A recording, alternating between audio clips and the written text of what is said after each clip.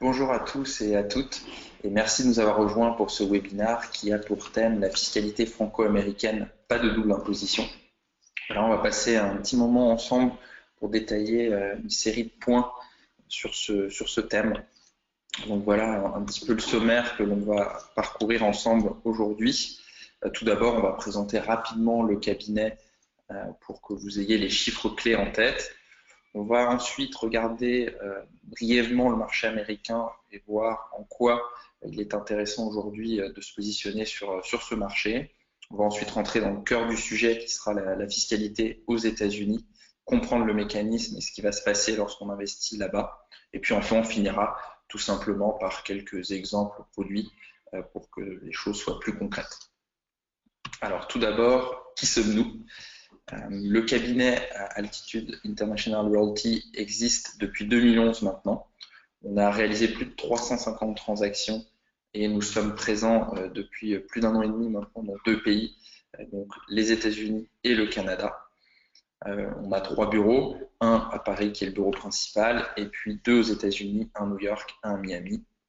Et on s'appuie sur un réseau de partenaires très important avec des dizaines de partenaires au travers des différents pays dans lesquels on travaille. Et enfin, on est présent sur 12 villes entre les États-Unis et le Canada.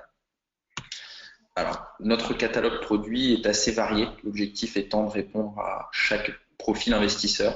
On va être capable d'aller rechercher des maisons individuelles, des appartements, mais aussi des programmes neufs ou de l'immobilier haut de gamme sur les États-Unis ou le Canada toujours.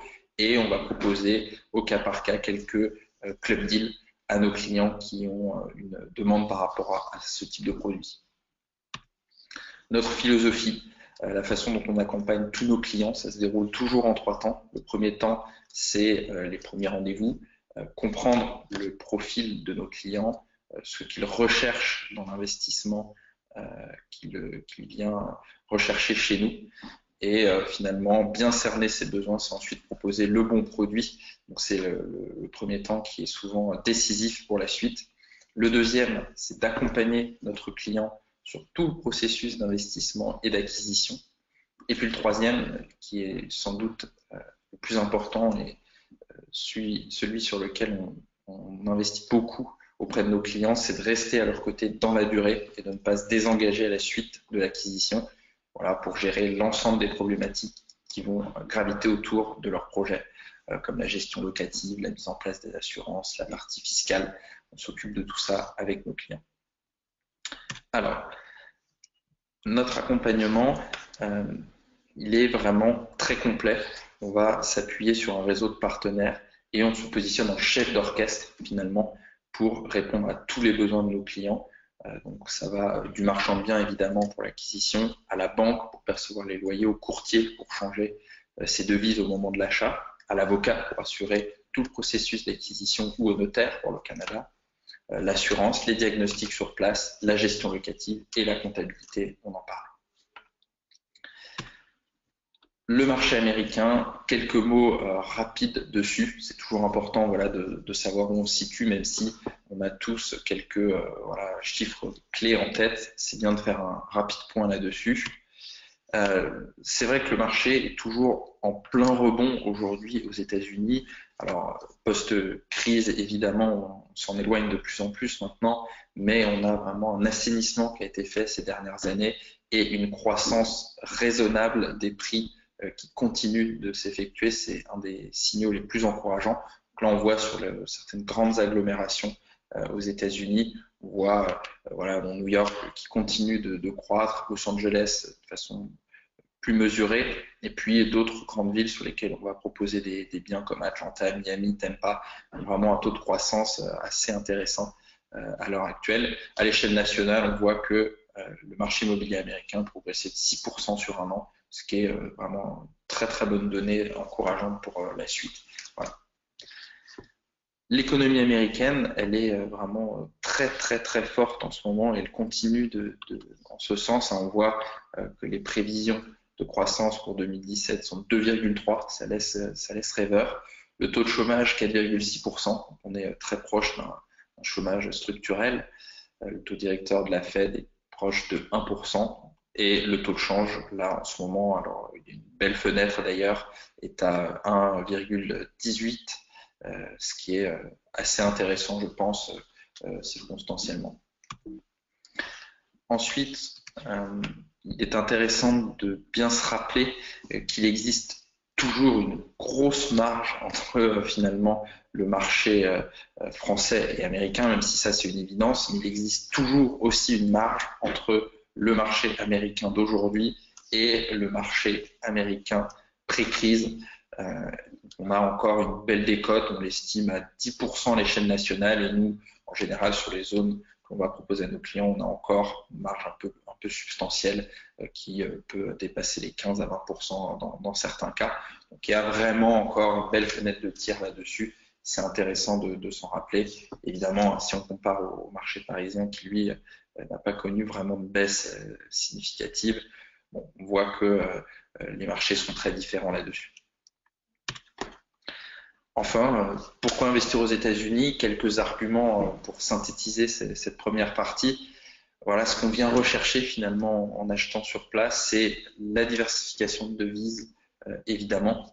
Peu importe le taux de change, c'est de toute façon une façon de ne pas mettre ses œufs dans le même panier. La diversification patrimoniale va avec. Il y a une énorme demande locative sur place, c'est évidemment un critère très important, même si ça va varier du sourcing du bien et de la zone dans laquelle vous allez investir. La fiscalité, on va le voir juste ensuite, c'est le sujet de ce webinaire. Elle est très très avantageuse aux États-Unis à bien des niveaux. Donc, on va prendre le temps de détailler cela ensuite. L'environnement juridique est très favorable aux investisseurs, les prix restent décotés, on vient de le dire, et enfin les rendements, on verra un ou deux produits à la fin de la présentation, restent très élevés aux États-Unis, ce qui évidemment attire de très nombreux investisseurs à travers le monde.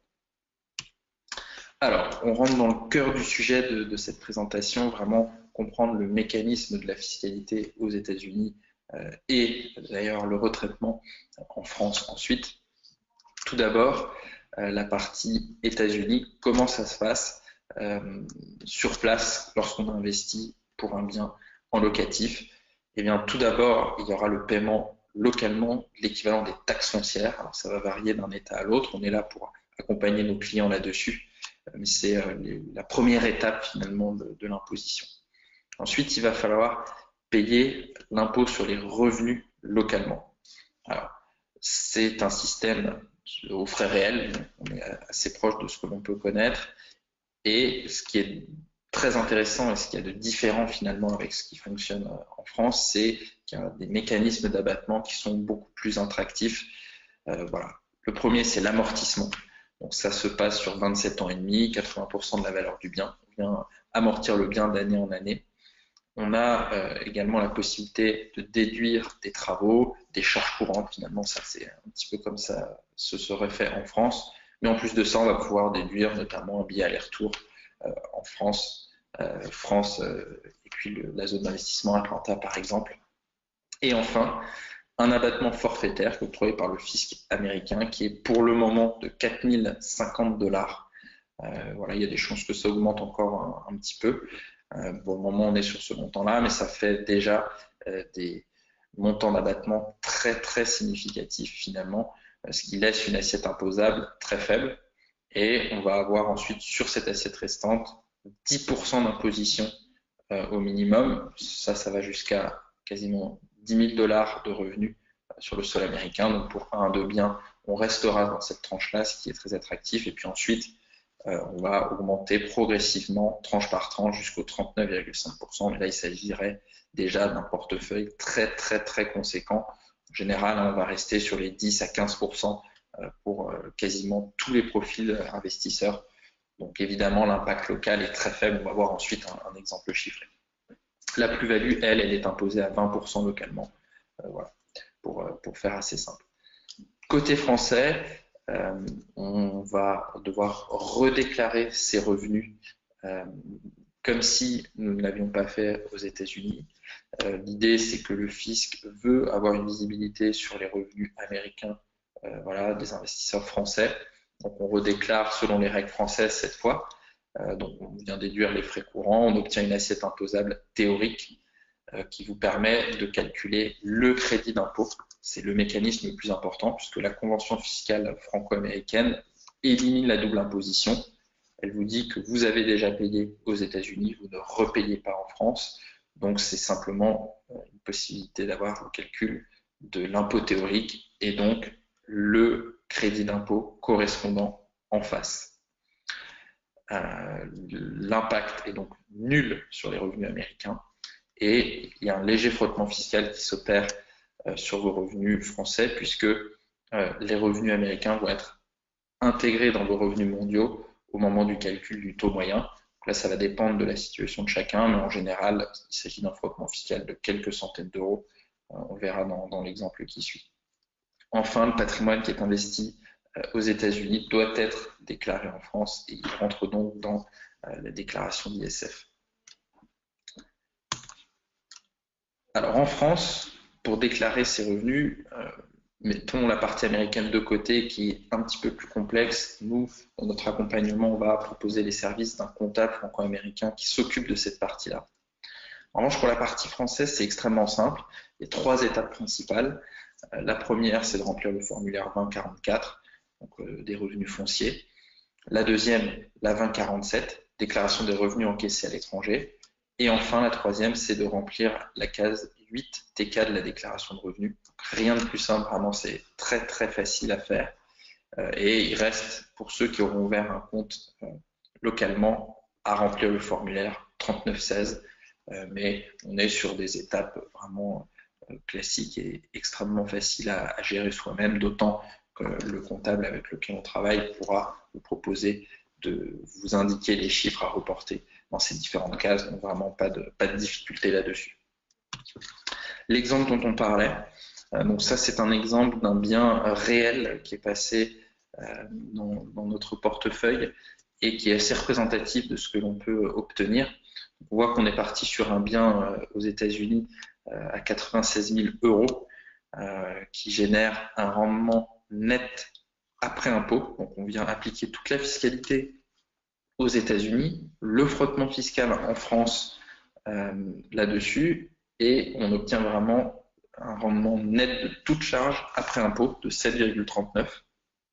Voilà, alors les hypothèses de revenus pour cet exemple sont de 100 000 euros et donc une tranche marginale d'imposition à 41%. On a ensuite pris sur la colonne de droite un bien situé en France. Alors celui-ci est théorique puisqu'on a repris les mêmes montants et le même rendement brut que le bien aux États-Unis. On imagine qu'on trouve le même bien en France finalement et on descend la fiscalité si on avait trouvé cette même opportunité. Et on se rend compte qu'avec ces hypothèses de revenus, finalement après imposition, on va appliquer la CSG-CRDS qui vient en plus, ce qui n'est pas le cas pour des revenus américains, dont on obtient finalement un rendement de 3,78. Vous voyez, on est sur un effet simple au double pour un bien qui avait les mêmes caractéristiques au départ. Donc évidemment, ça permet de se rendre compte que l'impact fiscal est très différent pour un investissement aux États-Unis. Encore une fois, j'insiste, on ne l'a pas vu sur le slide précédent, mais pas de CSG-CRDS sur ces revenus américains, ce qui fait aussi une différence au bout du compte. Et cette hypothèse-là partait du fait qu'on avait réussi à trouver un rendement très très élevé avant impôt en France, ce qui n'est pas toujours aussi évident. Donc on a encore un effet de marge un peu plus important si on se référait à un bien plus classique. Voilà pour la façon dont fonctionne la fiscalité. Ensuite, finalement, comment structurer son investissement, par quel bien investir, ça aura aussi un léger impact sur la fiscalité potentiellement.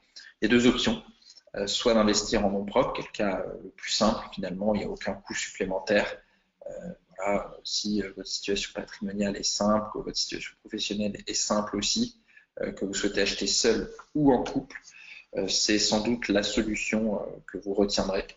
La seconde, c'est d'investir via un véhicule local, en général une LLC, qui est l'équivalent d'une SCI aux États-Unis. C'est une coquille protectrice autour de votre patrimoine américain. Elle va vous permettre aussi de choisir entre l'imposition sur les revenus ou sur les sociétés, ce qui peut être intéressant au-delà d'un certain nombre de biens dans votre portefeuille. Ça aura différentes implications, donc ça c'est à voir au cas par cas. Et c'est évidemment à privilégier si votre situation patrimoniale ou professionnelle est plus sophistiquée, complexe. Voilà les différentes options. Alors, les exemples produits pour voir finalement à quoi on peut prétendre en voulant investir aux États-Unis. Le premier, un exemple à Dallas. On est sur une grande et belle maison déjà assez haut de gamme sur ce marché-là avec 4 chambres, 3 salles de bain, 210 mètres carrés, entièrement rénovée. Donc on est voilà, sur une propriété de très bonne qualité. Et sur ce type de bien, voilà la structure de coût. On est sur un prix d'achat à 180 000 $, coût d'investissement global avec les frais d'avocat un peu plus de 183 000 $.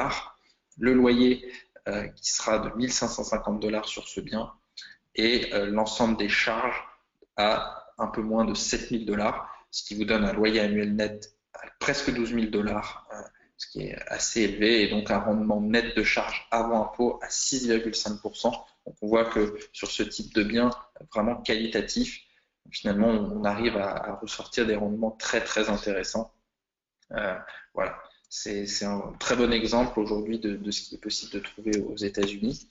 Et puis un deuxième exemple, cette maison Atlanta qui est vraiment voilà, un cœur de cible pour nous. C'est vraiment un produit phare sur cette zone. On a une maison familiale dans un quartier très recherché par les familles de la classe moyenne supérieure aux États-Unis, avec de bonnes écoles, un bon environnement. On a 4 chambres, 2 salles de bain, 117 mètres carrés. On voit hein, que la maison, elle aussi de qualité, complètement rénovée à l'intérieur, à l'extérieur, le jardin également. Et là, on arrive à obtenir sur cette maison un rendement qui va être presque à 8% net de toute charge. On est à 7,8 en l'occurrence.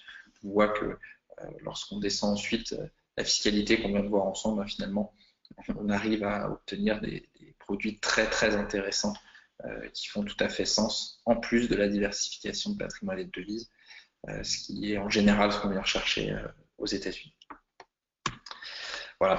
Je vous remercie beaucoup pour votre attention. C'est évidemment avec grand plaisir qu'on sera là, toute l'équipe commerciale, pour répondre à toutes vos questions, étudier votre projet de façon personnalisée. Donc n'hésitez pas à prendre contact avec nous directement via le formulaire de demande de contact sur le site internet, par téléphone directement si vous le souhaitez, et on pourra répondre à l'ensemble de vos questions directement de vive voix. Voilà. J'espère à très bientôt. Encore une fois, merci et très bonne journée à vous. Au revoir.